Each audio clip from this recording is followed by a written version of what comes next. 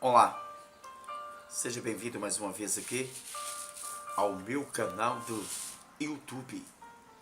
Nesse exato momento, quem nos tem a oportunidade, ao privilégio de poder estar podendo mais uma vez cumprimentá-la a todos os meus amados irmãos em Cristo Jesus, com a paz de nosso Senhor e Salvador Jesus Cristo, é deste amigo e companheiro de sempre, o pastor Wagner Dias Cordeiro, capelão do sistema prisional, aqui da minha Grande Montes Claros, Minas Gerais, Brasil. Através deste canal, nós estamos se esforçando para poder evangelizar o nosso Brasil, que é gigantesco, e os quatro cantos do planeta Terra. Você católico, você budista, você espírita, você que não professa credo religioso nenhum, você considerado como ateu, tem o respeito do pastor Wagner. Só o grupo que não tem o meu respeito, só se converter ao cristianismo, entregando a sua vida para Jesus, é o grupo de pessoas que é à toa, são demagogos, hipócritas, soberbos em seus corações, que têm um pensamento furado, errôneo, mais ou menos assim: ah, pastor, quando a morte física bater na minha porta, morreu, se findou, acabou. Quero dizer, senhoras e senhores, jovens, anciões, que isto não é verdade. Os escritos aos Hebreus, no capítulo 9, versículo 27, está escrito: ao homem está ordenado morrer uma só vez, depois se segue-se um juiz. E eu quero te dizer, você que é demagogos hipócritas, que tem essas bobeiras de falar que morreu, acabou, você está enrolado. É igual muitos que falam sobre a reencarnação, que nessa geração, né, nós somos homens, você fala que é mulher, na outra geração você vai ser uma cadela, ou uma cachorrinha, ou um cachorrinho. Isto é conversa para meu boi dormir. Não vai ter esse negócio de reencarnação, não. O texto já está falando tudo aí. Hebreus 9, 27. Ao homem está ordenado morrer uma só vez, depois se segue-se um juiz. Então esse negócio de reencarnação é balela, é conversa para meu boi dormir. Você que é um teórico aí, que defende essa tese aí, você está enrolado também. Você vai ressuscitar, infelizmente, para ser condenado juntamente com essas pessoas, com esses pensamentos. Agora, em Hebreus capítulo 9, versículo 28, eu tenho um versículo chave para o teu coração. Lá está escrito que Jesus vai voltar pela segunda vez, sem pecado, para buscar aqueles que aguardam e esperam para a sua própria salvação. Para os salvos, para aqueles que valeu a pena passar por tantas perseguições aqui na terra, foi chicoteado, levou o nome de glória a Deus, aleluia, né? Fomos criticados, fomos perseguidos, até mesmo por pessoas que se dizem ser evangélicas, mas valeu a pena, que Jesus vai estar levando a sua igreja. E aqueles que estão na catatumba, no cemitério, vai escutar a trombeta soar, vai escutar a trombeta tocar. Então, quero já orar, pedir a Deus que Ele venha falar conosco de forma especial no volume 9. O volume 9 hoje vai ser quente, porque a palavra é do Senhor. Senhor, meu Deus e meu Pai, mais uma vez estamos aqui neste canal para poder cumprir a ordem imperativa do Senhor. Em uma tacada só eu consigo evangelizar os quatro cantos do Brasil e os quatro cantos do planeta Terra. Estamos nessa missão de proclamar as boas novas de salvação, e que teu Espírito Santo venha convencer milhões ou bilhões de vidas que precisam ser alcançadas por intermédio da sua maravilhosa palavra. Muito bem, meus prezados irmãos em Cristo Jesus, estamos agradecendo a Deus por esta boa chuva que está caindo aqui na nossa região e que ela continue caindo, porque o ser humano ele não vive sem a água potável, certo? Todos nós precisamos, para sobreviver, da água. Tem que chover, porque você não bebe a água, eu não bebo a água, e se nós não beber a água, nós vamos desfalecer e vamos falecer mesmo. Vai morrer, morre. Então nós temos que agradecer a Deus por esta chuva abençoada. Você não inscreveu no canal do Pastor Wagner, não? Inscreva aí no canal Aprimorando os Conhecimentos Bíblicos. Clique aí na palavra, vai aparecer se inscreve vermelha, aí depois você clique no sininho, você vai estar recebendo as nossas notificações de cada vídeo que é postado aqui, vocês vão estar aí nos acompanhando. Dá um like, curte esse vídeo, passa ele para frente, porque você vai estar colaborando para o evangelismo. Talvez você talvez não assiste o vídeo todo, mas pelo menos você ouve um pouco e dá um like, passa para frente, porque você vai estar contribuindo, sendo uma missionária, um missionário para nós evangelizar esse mundo de meu Deus. Eu quero dar sequência sobre a questão hoje, nos dias de Noé, como fazia lá, faz aqui como era lá, são aqui. Como foi lá, será aqui também. Então a primeira referência é Mateus capítulo 24, versículo número Mateus capítulo 37. Mateus capítulo 24, versículo de número 37. Hoje nós vamos estar fazendo volume 9 sobre escatologia, dando sequências aos nossos estudos, a nossa linha de pensamento. Lembrando aos nossos seguidores que o autor é Mateus, quem vai estar no versículo 37 falando não é o escritor, o evangelista Mateus, é o próprio Salvador Jesus Cristo. Este é o equilíbrio das nossas linhas de pensamento. Vamos ver o que Jesus nos ensina no versículo 37. Aí Jesus disse assim, ó, pois assim como foi nos dias de Noé, também será a vinda do Filho do Homem. Eu quero fazer um paralelo. Noé, ele foi o primeiro missionário. Noé, ele foi o missionário escolhido a dedo por Deus para cumprir uma missão que a olho humano seria impossível acontecer. Primeiro, o povo da época se admirou com a extensão daquela arca gigante, a qual ele foi o construtor, ele foi arquiteto, ele foi engenheiro, ele foi carpinteiro, ele foi tudo para construir. Você imagina você receber uma ordem da parte divina do Pai Todo-Poderoso e começar pela fé, construir algo que até então a terra nunca tinha caído uma gota-se de água. Meus irmãos, isso aqui é profundo, nunca tinha chovido, tá certo? E o que me chama a atenção, ele vai começar a construção da arca, e o que me chama a atenção é que o tempo foi de 120 anos. Um século é 100 anos.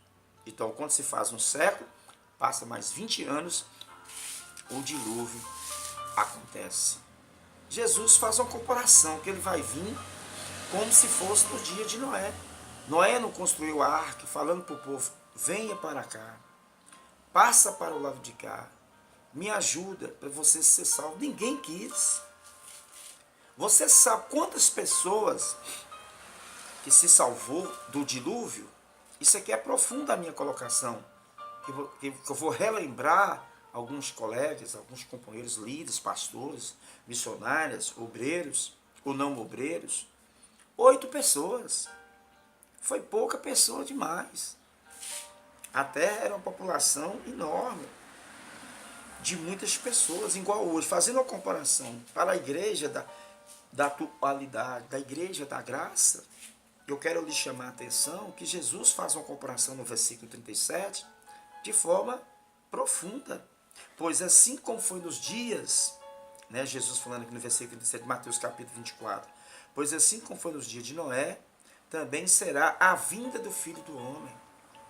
Ou seja, Noé avisou, ninguém acreditou. Eu estou aqui incansavelmente avisando, gente, passa para o lado de cá. O arrebatamento da igreja está às portas, a qualquer momento pode acontecer. E você pode ficar. Você pode ficar sem ser arrebatado, sem subir, porque você talvez não quis, mas você foi esclarecido. A verdade chegou para você. E esse versículo aqui que o Espírito de Jeová está revelando em pleno século XXI, com muita profundidade para o meu conhecimento, para o seu conhecimento, é de forma sobrenatural. Olha para vocês verem, ó. Pois assim como foi nos dias de Noé, também será a vinda do Filho do Homem. Palavras preditas pelo Salvador, não foi Mateus. Se fosse Mateus, eu ia ficar com um pé na frente e outro pé atrás. Então, Jesus ele fez uma comparação da volta dele. Ele citou Noé lá, como se fosse nos dias de Noé. Ninguém deu credibilidade. Ninguém acreditou que o mundo ia ser destruído com as águas do dilúvio. E a Bíblia diz que choveu 40 dias e 40 noites sem parar. Ou seja, as fontes, ou seja, as profundezas do abismo se abriram como flor. A terra, a avó terra, ela se abriu e saía toneladas de água. Saía água subindo de baixo para cima da terra, como uma flor, toneladas e toneladas, e do céu para baixo, caindo dia e noite, 40 dias sem parar. O dilúvio aconteceu. Jesus menciona sobre Noé. Jesus, nesse versículo, menciona sobre o dilúvio. Ele vai vir como se fosse que Noé ensinou o povo da época, pedindo o povo para se preparar, e o povo não se preocupou. Estamos fazendo hoje volume 9 sobre escatologia. E eu quero te dizer que isso aqui não foi figuração, que Jesus fez a comparação. Jesus aqui ele não fez uma comparação sobre símbolo, né? Aqui é a parábola da figueira, a exortação à vigilância. Ou seja, parábola quer dizer comparação. Ele fez uma comparação. Você está entendendo? Sobre o que aconteceu lá no dilúvio. E eu quero que você hoje entenda uma coisa. Não deixa para amanhã. Não deixa para depois, porque pode ser também muito tarde para a sua vida. Lucas capítulo 17, versículo de número 26, ainda eu quero ver aqui, Lucas 17, versículo 26 também. Esta palavra aqui é o próprio Salvador Jesus também que vai estar falando. O escritor é o médico Lucas, mas quem vai estar falando aqui é Jesus Cristo. Vamos ver só essa referência aqui, Lucas 17, versículo 26, que disse assim: assim como foi nos dias de Noé, será também nos dias do Filho do Homem. Tem aí, vocês podem ver na palavra homem, no versículo 26, tem um ponto e tem uma vírgula, ou seja, ponto final. Então Jesus, ele faz aqui também esta comparação sobre a vida do reino de Deus. Então, meus amados irmãos, o arrebatamento vai acontecer. Porque o próprio Jesus, quando esteve aqui na terra, ele prometeu de voltar. Então, se ele falou que ele vai voltar, ele vai voltar. E nós estamos aguardando, esperando esse fato acontecer. A qualquer momento, o arrebatamento da igreja possa acontecer e possa pegar muitas pessoas de surpresas. A volta dos judeus, ou seja, a volta-se dos judeus. Você pode ver Jeremias, capítulo 32, versículo de número 36 ao versículo de número 42. Jesus disse que quando a figueira começar a brotar, é porque está próximo, porque o verão. Mateus capítulo 24, versículo 32. Lucas 21, versículo 29. Aqui, a figueira sempre Figuradamente, Israel, desde a destruição de Jerusalém no ano 70, né? Por Tito. Os ramos da figueira caem a 14 de março de 1948. Isto durante 1878, Israel viveu sem a sua própria pátria. Mas em maio de 1948, a figueira começou a brotar. Vocês podem ver aí, ou seja, o maior sinal, Joel capítulo 2, versículo de número 28 ao 31. Aí é aquela passagem que eu até citei sobre o derramamento-se do Espírito Santo, que ia se derramar sobre toda a carne, com observação para os santos, para os salvos, não para uma pessoa descrente, não para uma pessoa que estão fazendo as coisas erradas e dando lugar à carne e dando lugar o diabo usar, tá? Esse Espírito Santo ia derramar sobre toda a carne para os salvos em Cristo Jesus. Outros sinais anuncia que Jesus não tarda é a volta, ou seja, apostasia. Ou seja, outros sinais, né, anuncia que Jesus não tarda é a volta. Em sua volta é a apostasia. Quantas pessoas têm se apostado-se da fé? Apostasia, irmãos, essa porta está larga. Quantas pessoas que começou muito bem e infelizmente terminou muito mal. Eu quero te dar um conselho em nome do Senhor Jesus. O importante não é o ser humano começar bem, preste bastante atenção, com Jesus. O importante é o ser humano terminar bem com Jesus salvo. Pastor, não entendi, vou repetir. Porque tem muitas pessoas que começam muito bem e terminam muito mal. Quando a expressão que termina muito mal, que ele está na igreja, é porque ele distancia, o diabo passa um laço e ele é tragado. Ele chega à morte e aí perde-se a sua o quê? Salvação. Perdeu a sua oportunidade. O importante é a gente terminar bem salvo em Cristo Jesus. Infelizmente, apostasia, né? A apostasia está acontecendo em muitos lugares, em várias partes do planeta Terra. Onde se fala de igreja, tem muita gente que se apostou-se da fé, abandonou-se a cruz, abandonou-se o evangélico, abandonou-se seguir ao Todo-Poderoso. Ou seja, o esfriamento do amor de muitos, o esfriamento do amor de muitos, isso tem se lastrado, ou seja, o modernismo, né, conscientes e nega a Bíblia, ou seja, e no todo em partes. Lá em 1 Timóteo, capítulo 4, versículo 1, o modernismo, ou seja, Apocalipse tem algo de suma importância. Nós não podemos ser nem frios e nem mornos, senão você pode correr o risco de ser o quê? Vomitado. Nós temos que ser quente, entendeu? Em 1 Timóteo, capítulo 4, versículo 1. Eu quero compartilhar 1 Timóteo com todos vocês. 1 Timóteo, capítulo 4, versículo 1. Ora, o Espírito afirma expressadamente que nos últimos tempos alguns apostarão-se da fé por obedeceres a espíritos enganadores e ensinos de demônios. É o que mais está acontecendo nos dias que estamos vivendo hoje. Estão se apostando-se da fé. O apóstolo Paulo escrevendo à igreja aos Timóteos, 1 Timóteo capítulo 4, versículo 1. Ora, o Espírito afirma apressadamente que nos últimos tempos, nós estamos vivendo o que? Os últimos tempos, os últimos dias. Alguns apostarão-se da fé por obedeceres a espíritos enganadores. O que é da crentalhada? Não estou falando de você como cristão, não. Da crentalhada. Que infelizmente o espírito enganador tem tomado a mente para enganar, ensinando doutrinas de demônios.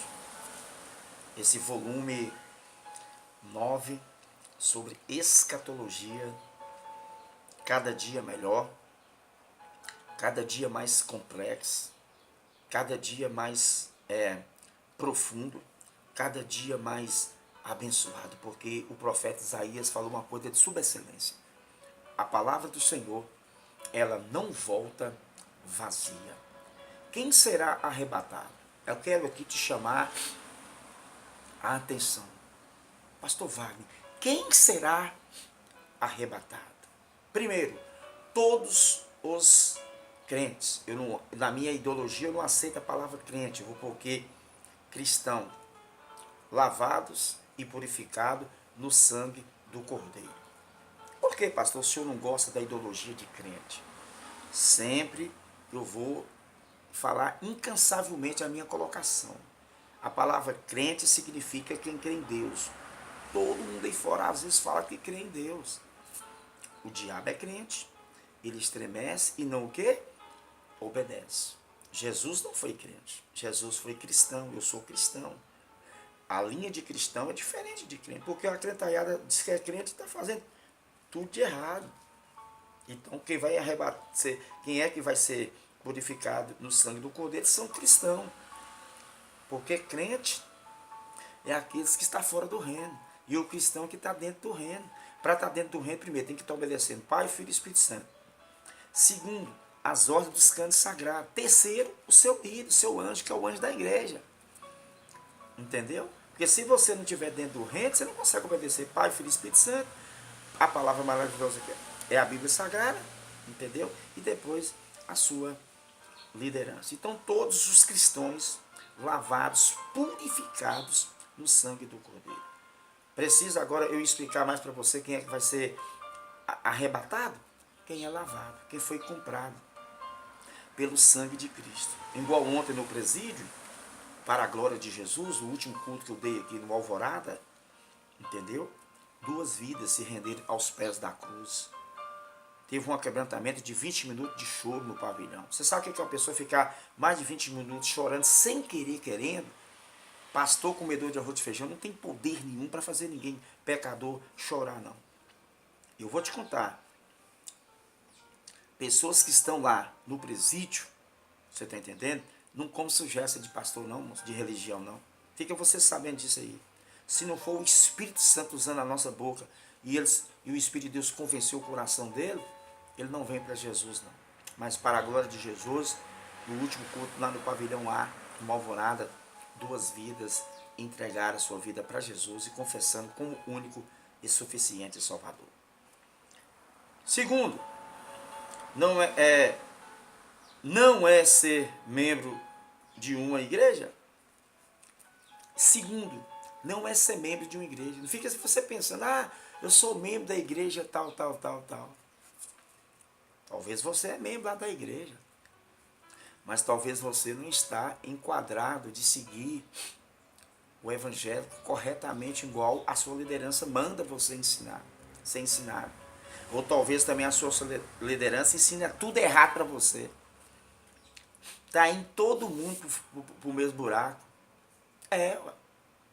Não é ser membro de uma igreja. Para ser arrebatado, não quer dizer que a pessoa é membro da igreja, que ele está subindo, não. Jesus falou uma coisa de subexcelência. Muitos são chamados, mas poucos escolhidos. Jesus falou assim, nem todos que dizem Senhor, Senhor, você está entendendo? Vai subir. Jesus falou uma coisa, está 2 no quarto, na cama, um pode ser levado, outro pode ficar. Eu tenho 3 comparações sobre essa colocação de Jesus.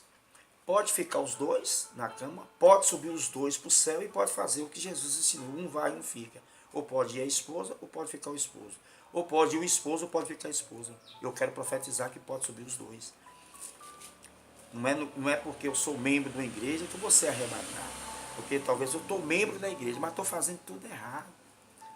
Eu não estou dentro do reino. Eu estou fora do reino há muito tempo. E para estar dentro do reino tem que estar na obediência. 3. Não é ser filho de crente? Não quer dizer. Aqui também é profundo. Você que tem filhos. Não é que eu sou, minha mãe e meu pai é crente. Eu sou filho de crente, eu já vou, a igreja vai ser arrebatada, eu vou subir. Não. O apóstolo Paulo falou uma coisa de subexcelências. Presta atenção aqui, em nome de Jesus. A salvação, ela é o que? Individual.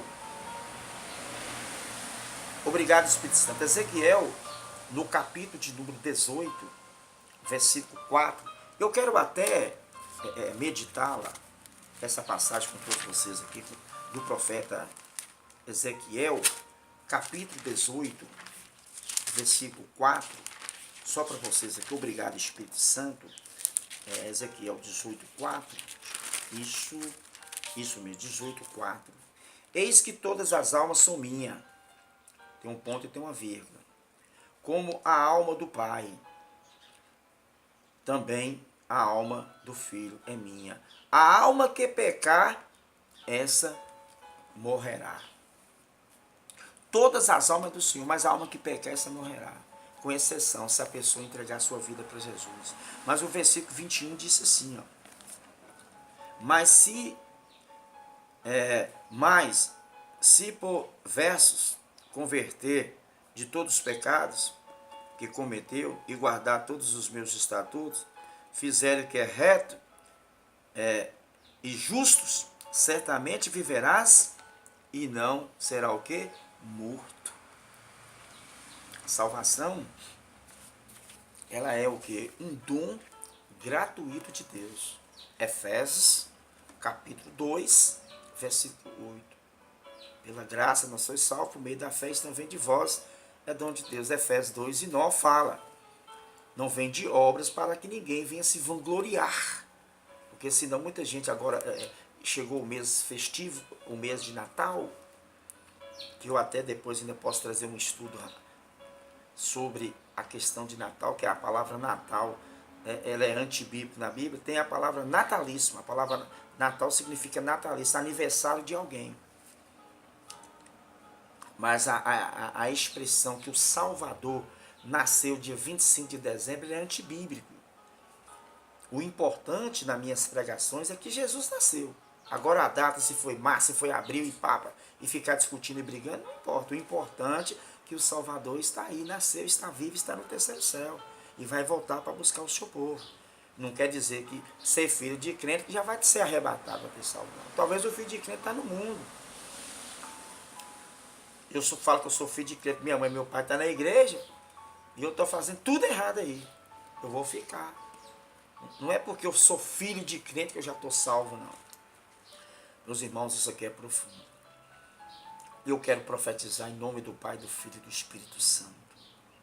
Quantos filhos rebeldes, que não quer mais ir à igreja, não quer participar dessa escola bíblica dominical, não quer participar de culto nenhum, vai o dia que dá certo.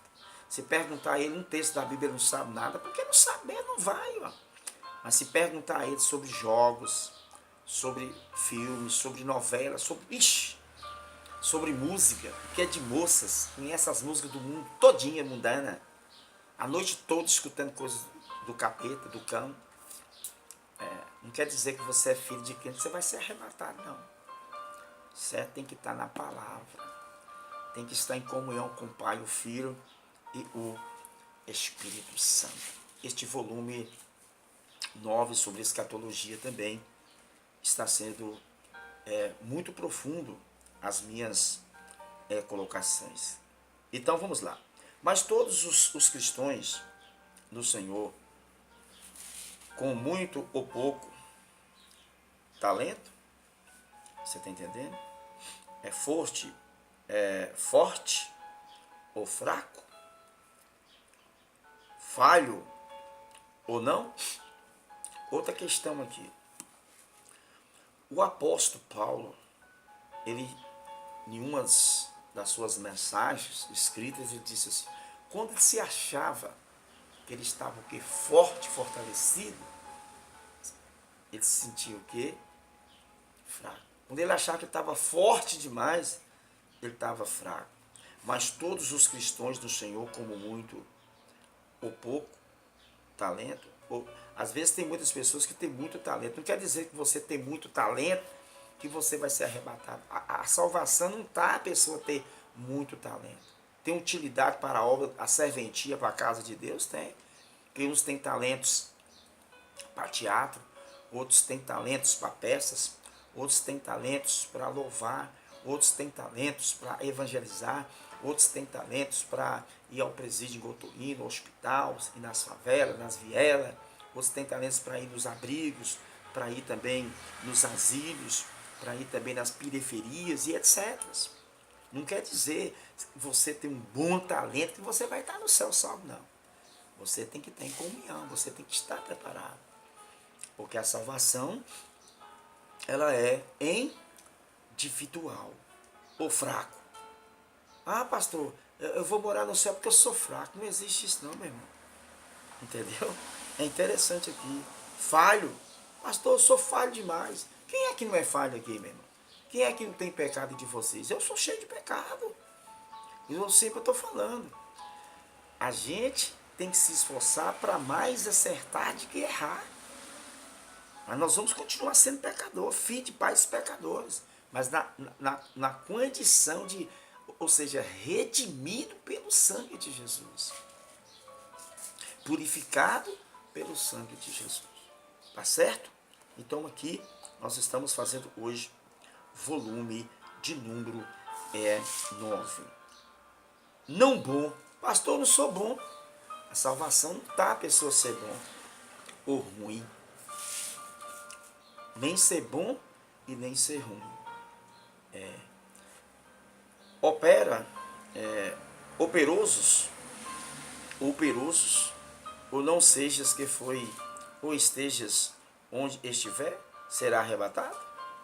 Há condições essenciais tem Cristo-se no coração, é ter seu nome escrito-se no livro da vida. O principal, essencial seu, meu, é ter o nosso nome enrolado, escrito no livro da vida. Não adianta nada meu nome estar aparecendo aqui no canal do YouTube, no Instagram, no Facebook, no WhatsApp, seja lá onde é que for. O que adianta às vezes o nome seu correr por mundo todo e no final o seu nome ou o meu não tiver escrito, enrolado se no livro da vida. O Espírito de Deus me fez eu lembrar aqui agora, obrigado Espírito Santo, aqui em Lucas, capítulo 10, versículo 20, a respeito do nome está escrito no livro da vida. Lucas, capítulo 10, versículo 20, Jesus ensinando, não vos obstém, alegrai-vos, não porque os espíritos se vos submetem. A palavra submete significa obedecer ao cristão quando ora para uma pessoa possessa, mas em sim, porque o vosso nome está enrolado no céu. A palavra enrolada na tradução dessa Bíblia quer dizer escrito no céu, escrito no livro da vida. Jesus, quando designou os 70 discípulos para a evangelização, ele falou isso. Não vos alegreis, não submetes a alegrar, porque quando você orar para uma pessoa possessa, vocês vão ver ela liberta e curada na hora. Não se alegre porque você vai orar no meu nome, o demônio vai sair da pessoa, mas porque o vosso, alegrai primeiro, porque o vosso nome está escrito, enrolado nos céus, escrito-se no livro da vida. Então, esta é a importância, tá bom? Então aqui, nós estamos detalhadamente trazendo com muita profundidade sobre essa questão, a condição essencial de ter Cristo no coração, ter o seu nome escrito no livro da vida. Ter Jesus no coração é bom, mas o mais importante é saber que o nosso nome está escrito no livro da vida. Porque Apocalipse capítulo 22, versículo 15 fala: aquele que não tiver o seu nome escrito no livro da vida foi lançado dentro-se de um lago de fogo. Quando Jesus virá, E quando Jesus virá?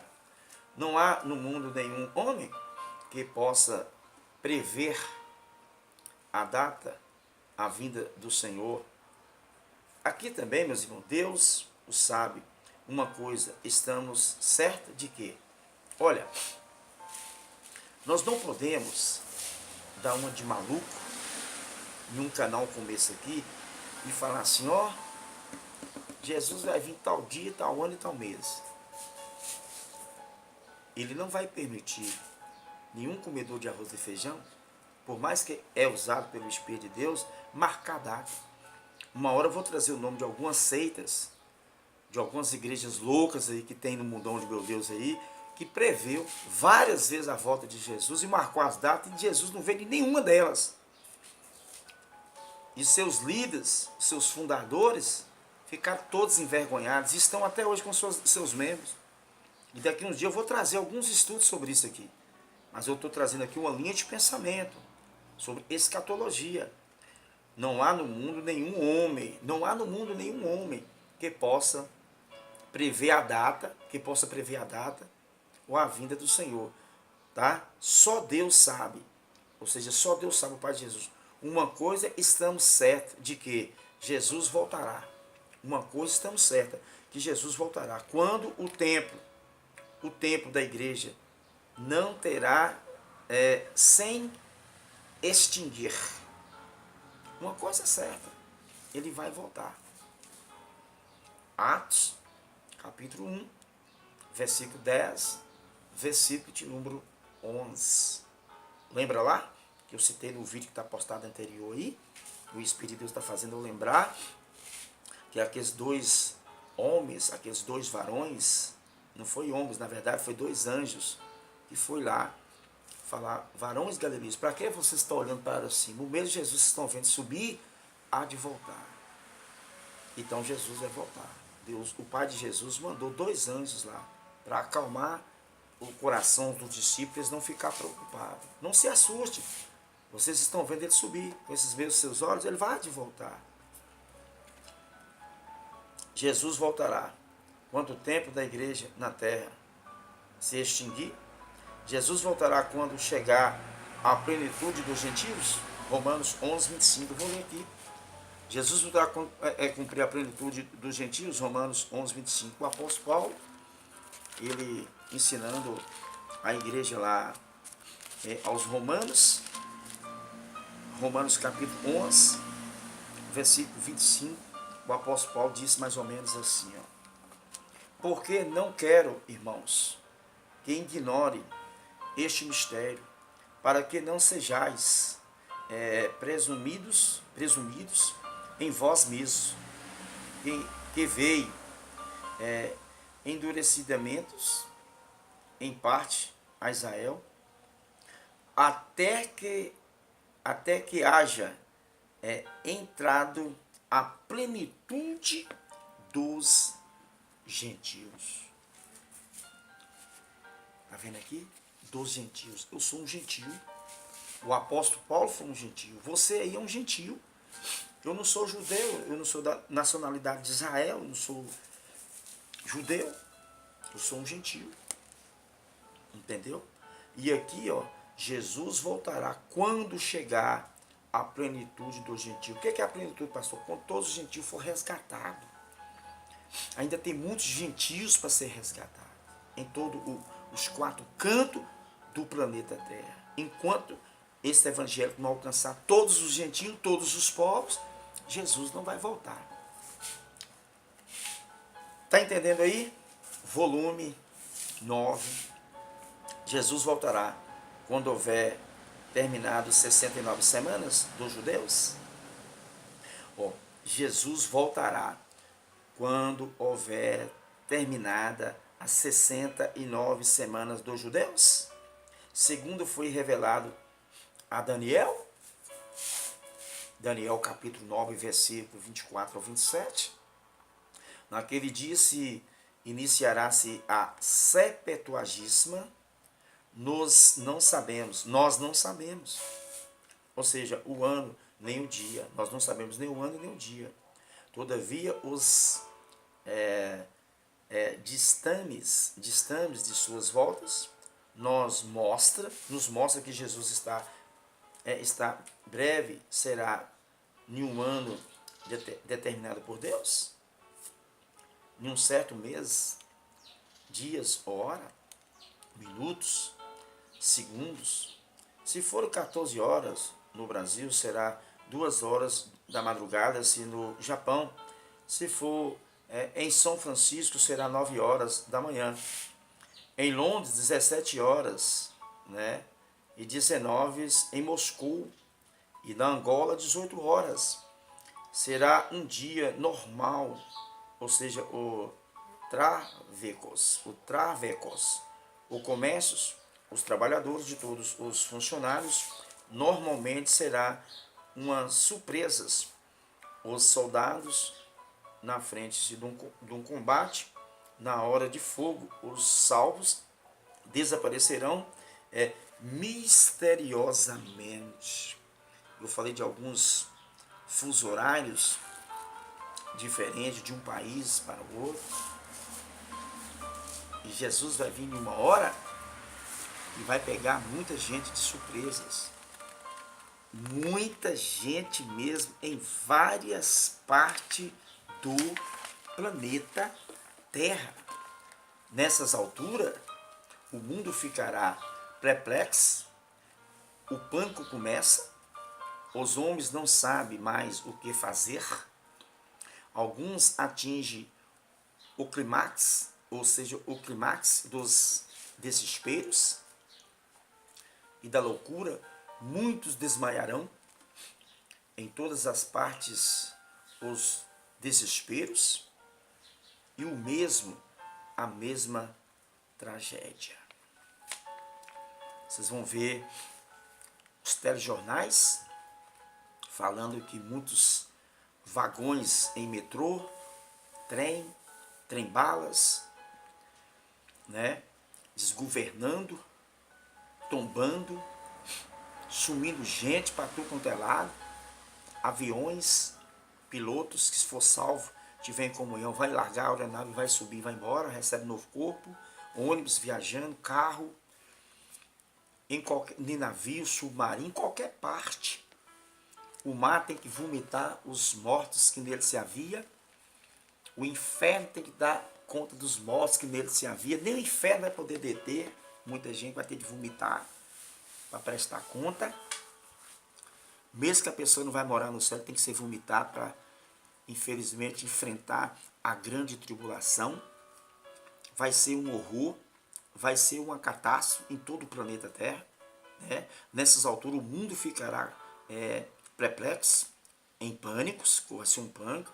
Começa-se os homens não saber mais o que fazer, atinge os climas climáticos dos desesperos, das suas loucuras. Muitos desmaiarão em todas as partes, desesperos totais, mesmo em mesmas tragédias. Meus irmãos, isto está próximo a acontecer.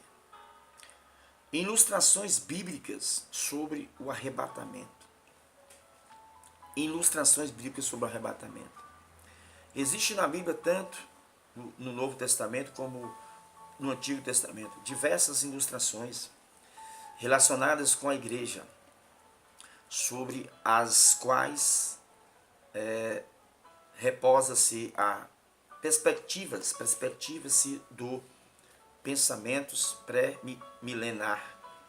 São ilustrações que fornecem um quadro daqueles que foram poupados ou removidos sem teres que passar por julgamentos iminentes, que se seguirem-se a tais acontecimentos. Sendo assim, a igreja será removida sem enfrentar a grande tribulação? Com certeza. A igreja será removida, será arrancada sem enfrentar a grande tribulação. Isto é óbvio. Isto será real. Eu Não quero passar pela grande tribulação. A não ser que você que tem um pensamento doido aí que não, a igreja tem que passar pela grande tribulação. Misericórdia, meu irmão. Vai ser uma coisa terrível. Vai ser uma coisa crucial. Em Gênesis, capítulo 5, versículo 21 a 24, Enoque foi transladado para não ver a morte. Tem ainda a referência lá em Hebreus capítulo 11, versículo 5. Gênesis capítulo 5, versículo 21 a versículo 24. Gênesis capítulo 6, versículo 7. A arca foi construída. Deus fechou a arca antes do dilúvio. A igreja irá antes da água da grande tribulação. Ué. Presta atenção aqui, ó.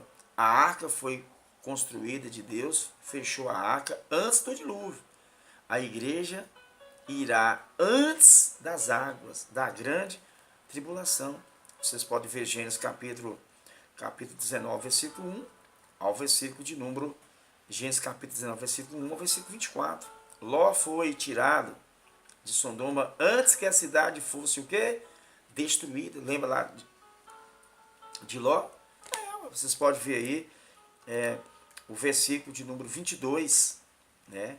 Vocês podem ver lá com calma lá. É profundo, tá certo? A igreja, só que no caso é Gênesis capítulo 19, versículo de número 22.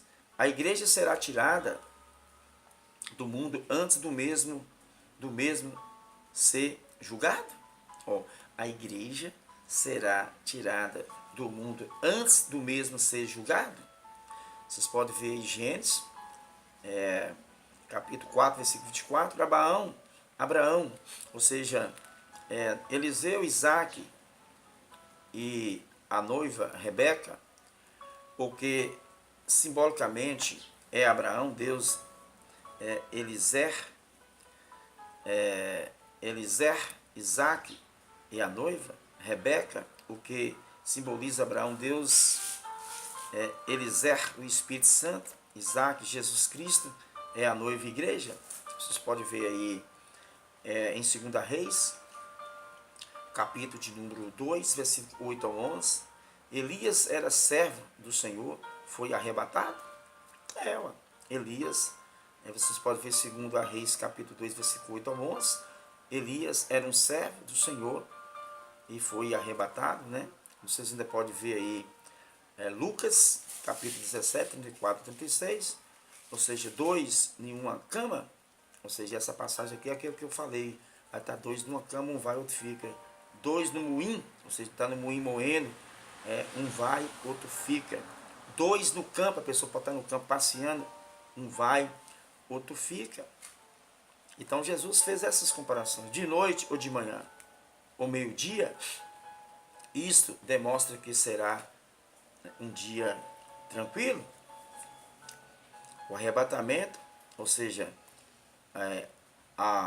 afetará os cristãos regenerados ao redor do mundo todo. Esses são apresentados pelos diferentes horários, como já foi especificados.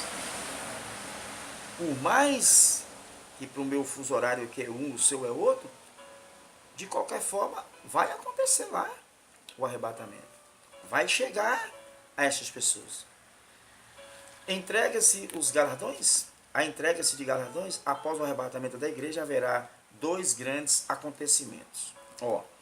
Eu vou até falar pouco, que já estou finalizando aqui já a minha linha de pensamento. A entrega dos galardões. Após o arrebatamento da igreja, haverá 2 grandes acontecimentos, ou seja, simultâneos, diferentes, em lugares distintos. Tá bem? Primeiro, o acontecimento no céu, tribunal de Cristo. Você sabe o que é o tribunal de Cristo? Lembra lá de 2 Coríntios, se não for me engano, é 2 Coríntios capítulo 10, versículo 5. Vou ver se vou dar uma olhada aqui primeiro, peraí. Meus irmãos, no meu capítulo 10, 2 aos Coríntios, capítulo 5, versículo 10. Vou repetir. 2 aos Coríntios, capítulo 5, versículo 10.